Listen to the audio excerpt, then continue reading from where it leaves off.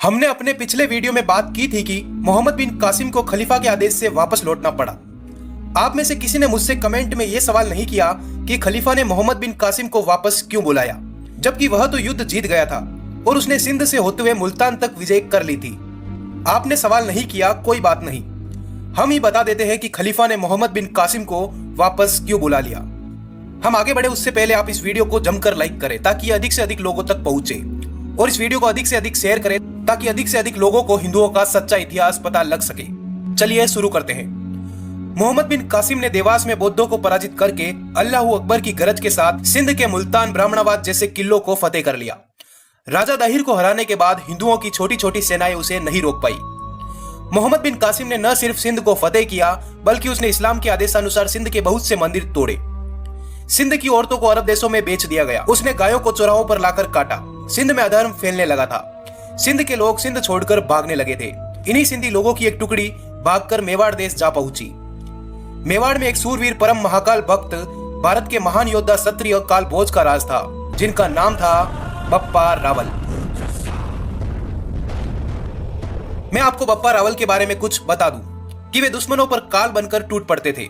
वे परम महाकाल भक्त थे, जिससे युद्ध में ऐसा लगता था कि महाकाल स्वयं बप्पा रावल के रूप में लड़ रहे हैं। हरित ऋषि के आशीर्वाद से बप्पा रावल मात्र 20 वर्ष की छोटी आयु में ही मौर्य शासकों पर काल बनकर टूट पड़े और इतनी छोटी आयु में ही अपनी जीत का भगवा संपूर्ण मेवाड़ में बुलंद किया। राजपूती खून सैलाब तब बना जब बप्पा ने सिंध देश की व्यथा सुनी।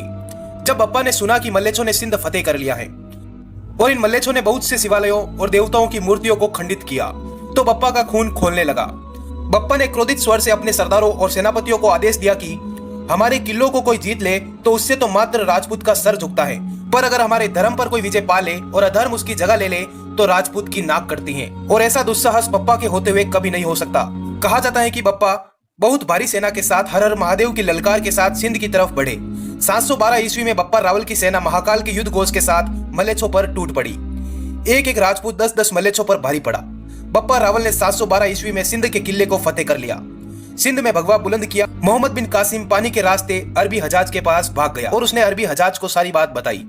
इधर बप्पा ने देखा कि मल्लेच्छ मैदान छोड़कर अरब की तरफ भाग रहे थे, तो बप्पा अकेले ही हर हर महादेव की गरज के साथ अरब की तरफ निकल पड़े और इन जिहादी लुटेरों को आज के बलूचिस्तान तक खदेड़ दिया और संपूर्ण भारत में फिर से सत्य सनातन वैदिक राज्य की स्थापना की। भगवा फिर से बुलंद हुआ। कहा जाता है कि युद्ध के मैदान में बप्पा के सामने बड़े से बड़ा सूरवीर योद्धा भी नहीं टिक पाता था।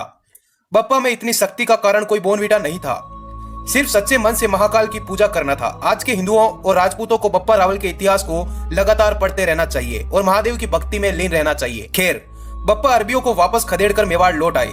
उसके बाद 735 ईस्वी में हज्जाज ने अपनी हार का बदला लेने के लिए एक बड़ी इस्लामी सेना तैयार की और 2 तरफा हमला किया।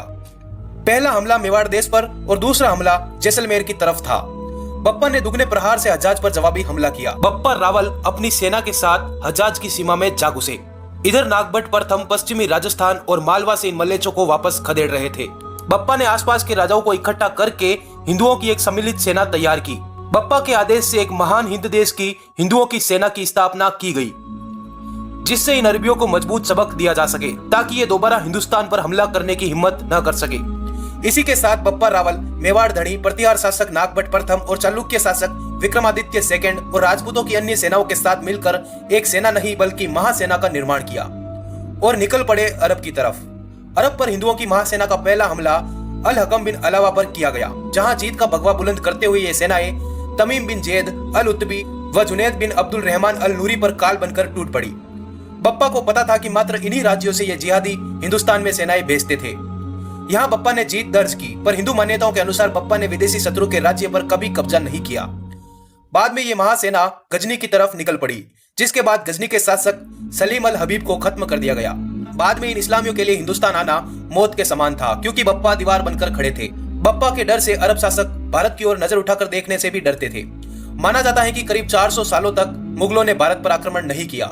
कई मुस्लिम शासकों ने बप्पा के डर से अपनी बेटियों का विवाह उनसे करवाया ताकि वे शांति से जी सके। इससे ही हम अनुमान लगा सकते हैं कि बप्पा का पराक्रम कैसा था। ऐसे महान हिंदू योद्धा के वीर गाथा के बारे में कोई नहीं जानता।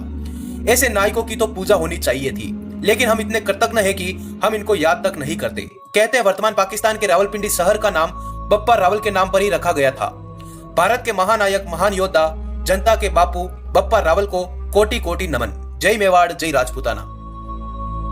तो उम्मीद है आपको इस वीडियो को देखकर कुछ इतिहास की जानकारी हुई होगी। आपने इस वीडियो को यहां तक देखा, आपका धन्यवाद।